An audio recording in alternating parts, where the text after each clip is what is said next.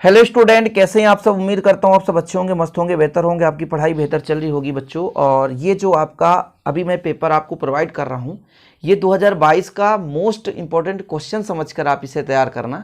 ऐसा नहीं, कुछ बच्चे वीडियोज को लास्ट तक देखते नहीं हैं, कमेंट करना शुरू कर देते हैं कि सर ये जो पेपर आप दिए हैं, क्या अभी 2022 में जो एग्ज़ाम आने वाला है, क्वार्टरली एग्जाम, त्रैमासिक पेपर, क्या उसमें ये पूरे क्वेश्चन आएंगे, क्या उसी का पेपर है, क्या रियल पेपर है।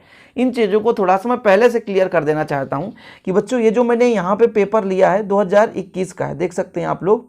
इसका मतलब ये है कि इस पेपर से आपको मोस्ट इंपॉर्टेंट क्वेश्चन का पता चल जाता है कि हमें कौन कौन से प्रश्न वास्तविक रूप से तैयारी करना चाहिए, और एक मॉडल आपको पता चल जाता है कि वास्तविक रूप से किस प्रकार के क्वेश्चन बनते हैं, हम कौन से क्वेश्चन छोड़ जाते हैं और कौन से क्वेश्चन बन जाते हैं। ये आपको देखने को मिलेगा एमपी बोर्ड के, है ना, पेपर में। तो ये चीज प्यारे बच्चों, ये पेपर का बनाने का तात्पर्य ये है कि आप ऐसे प्रश्न को तैयार करो। अब कुछ बच्चे हैं जो कि अभी तक बिल्कुल तैयारी नहीं की है, तो उनको एक मॉडल प्राप्त हो जाता है कि हमें ऐसे प्रश्न को पढ़ना है।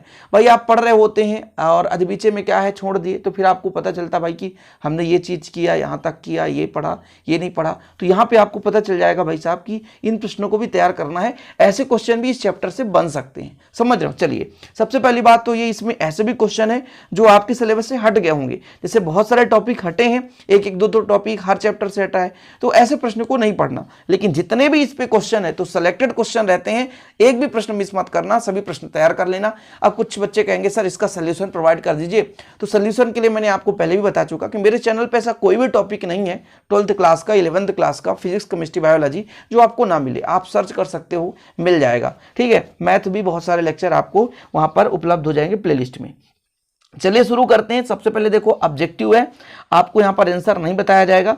यहाँ पे आंसर जो लगा है वो गलत भी हो सकता है ना, लेकिन आप लोग देखो, पहला है भैया 8 नंबर का जो ऑब्जेक्टिव आएगा, यानी जो ऑब्जेक्टिव यहाँ पर देख सकते हो 8 क्वेश्चन रहेंगे, है ना, सही विकल्प में, और ऐसे क्वेश्चन पूछे जाते हैं। ठीक है, ऑब्जेक्टिव तो मुख्य रूप से बहुत सूक्ष्म तरीके से, यदि परिभाषा बन रहा है, मात्रक बन रहा है, विमीय सूत्र बन रहा है ना, ये चीज फार्मूला बन रहा है, यहाँ से आपका ये ऑब्जेक्टिव बनता है। देखो, न्यूनतम आवेश कितना होता है, धातु का प्रवैधुतांक कितना होता है, गोली चालक की धारिता कितनी होती है, धारिता का SI मात्रक कितना होता है, तार को खींचकर 2 गुना करें तो प्रतिरोध कितना हो जाएगा, विद्युत क्षेत्र की तीव्रता का मात्रा क्या है। ये सारे आपको होमवर्क है आपके लिए, आप करो, मेहनत करो।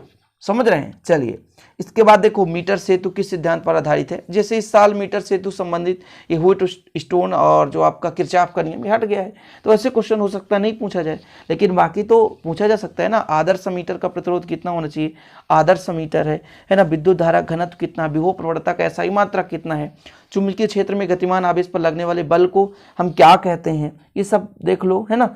चलिए आगे देखिए, यहाँ पर सही जोड़ी है, विद्युत फ्लक्स, आंतरिक प्रतिरोध, विद्युत वाहक बल, किलोवाट घंटा, विद्युत सामर्थ्य, ऐंठन नियतांक, चुंबकीय आघूर्ण, चुंबकीय क्षेत्र। तो आप लोग मिलान करो, देख लो, यहाँ पे गलत भी हो सकता है। नहीं, कुछ बच्चे कह सर नहीं ये बताया, इसमें बिल्कुल सब सही है, ऐसा नहीं है, इसमें गलत भी हो सकता है। आप अपने हिसाब से ढूंढो और करो।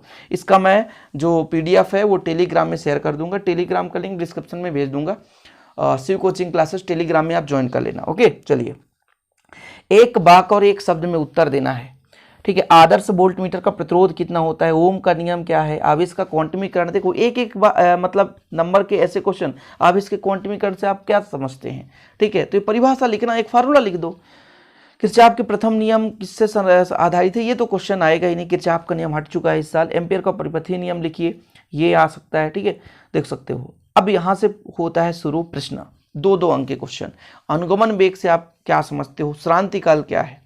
ऐसे क्वेश्चन लोग नहीं पढ़ते हैं, बोलते कभी आना ही नहीं है भाई साहब, क्यों पढ़ें, क्यों मेहनत करें, जो कभी आना ही नहीं तो क्यों मेहनत करें। और ऐसे ही क्वेश्चन आ जाते हैं बच्चों। ठीक है, तो विद्युत विभव का परिभाषा देना है, SI मात्रक, विमीय सूत्र, विद्युत धारिता की परिभाषा, ऐसे क्वेश्चन देखो। विद्युत क्षेत्र की तीव्रता की परिभाषा, विद्युत सेल किसे कहते हैं, विद्युत वाहक बल की परिभाषा, समविभव प्रश्न। अब एक चीज मैं आपसे कहना चाहूंगा, इसमें मान लीजिए सिलेक्टेड क्वेश्चन 15 है, अथवा सहित मान लो 25 क्वेश्चन है।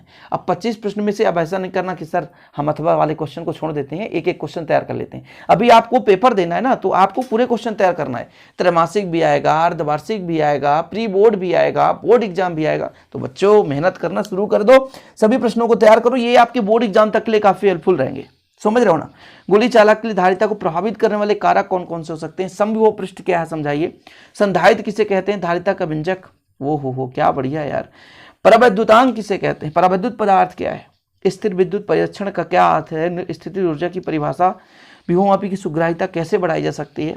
संट क्या है, इसका उपयोग लिखो। यहाँ पर न्यूमेरिकल क्वेश्चन थोड़ा सा कम ऐड है, आगे चलकर देखो न्यूमेरिकल मिल सकता है आपको। सूखे बाल में कंघा घुमाने पर वो कागज के टुकड़ों क्यों आकर्षित होते हैं? क्योंकि आवेश उत्पन्न हो जाता है ना। क्या बढ़िया यार। चलो अगला देखो, लंबे धारावाही चालक तार के समीप चुंबकीय क्षेत्र के लिए सूत्र लिखिए। धारावाही वृत्ताकार लूप के केंद्र पर चुंबकीय क्षेत्र के लिए परिभाषा। टोराइड हट गया, टोराइड आया भी नहीं। देखो इसमें किरचॉफ का नियम लिखने को आया, किरचॉफ का नियम हट गया है, तो किरचॉफ का नियम मत तैयार करना। विभवमापी वोल्टमीटर में अंतर, विभवमापी का सिद्धांत समझाइए। सारे टॉपिक आपको मिल जाएंगे बढ़िया सा। बायोसेवर्ट का नियम लिखिए, है ना। अमीटर वोल्टमीटर में अंतर, चुंबकीय क्षेत्र रेखाओं के गुण, वान डी ग्राफ जनित्र का रचना और कार्यविधि समझो। हो कार्यविधि लिखना है। देखो चित्र भी बनाओ, कार्यविधि भी लिखो। कार्यविधि लोग कहते हैं याद नहीं करेंगे, कोई दिक्कत नहीं, कार्यविधि तो पूछा ही नहीं जाता, तो क्यों हम याद करें? तो ऐसा नहीं, कार्यविधि आपको तैयार करना है। एक समान आवेशित अनंत समतल चादर कण विद्युत क्षेत्र, विद्युत द्विध्रुव के अक्ष पर विद्युत क्षेत्र की तीव्रता का व्यंजक बताओ। यहाँ पे एक और न्यूमेरिकल आ गया। 3 संधारित्र जिसके प्रत्येक धारिता 4 माइक्रोफैराड है, तो किस प्रकार से जोड़ा जाए कि 6 माइक्रोफैराड हो जाए? ऐसे न्यूमेरिकल मैंने कराया है। मीटर से तो भाई हटाए, मीटर से तो आप मत पढ़ना, ठीक है, मीटर से तो बिल्कुल मत पढ़ना। गास का नियम और गास के नियम से कूलाम का नियम, इसे तो पढ़ना पड़ेगा। ये दोनों क्वेश्चन काफी महत्वपूर्ण है, विद्युत फ्लक्स संबंधी गास का नियम और गास के नियम से कूलाम के नियम की व्युत्पत्ति। तो जितने भी प्रश्न है आप तैयार कर लेना। जो हटा है मैं पहले ही बता दी, जैसे किरचॉफ का नियम, इसमें जो क्वेश्चन है हटा है। और आपका भाई इसके आगे भी चैप्टर कितना, अभी इसमें तो कम क्वेश्चन है। प्रत्यवर्ती धारा तक त्रैमासिक में आने वाला है। कुछ बच्चे कहते हैं कि सर कितना आएगा त्रैमासिक में? प्रत्यवर्ती धारा तक आपको पढ़ लेना है। प्रत्यवर्ती धारा है ना, निसोप्रेण वगैरह सब कुछ आएगा। प्रत्यवर्ती धारा जो चैप्टर है, आप पिछले साल के लेक्चर देखो, बढ़िया से तैयारी करो। ओके चलिए बच्चों, मिलते हैं अगली वीडियो के साथ। जय हिंद, वंदे मातरम। प्लीज़ लाइक करें, शेयर करें, टेलीग्राम पे जुड़ना ना भूलें। डिस्क्रिप्शन पे लिंक मिल जाएगा, या टेलीग्राम में जाकर शिव कोचिंग क्लासेस सर्च कर सकते हो आप, ठीक है, जिसमें 5000 से प्लस आपको वहाँ पर मेंबर मिल जाएंगे। तो 5000 प्लस मेंबर है, उसी में आप ज्वाइन करना, क्योंकि कुछ फेक भी आईडी आपको मिल जाएंगे। तो आप ऐसे ही आईडी पे ज्वाइन करो जो हमारा हो, उसमें हमारे कंटेंट आपको मिलेंगे। ओके बच्चों, जय हिंद, वंदे मातरम।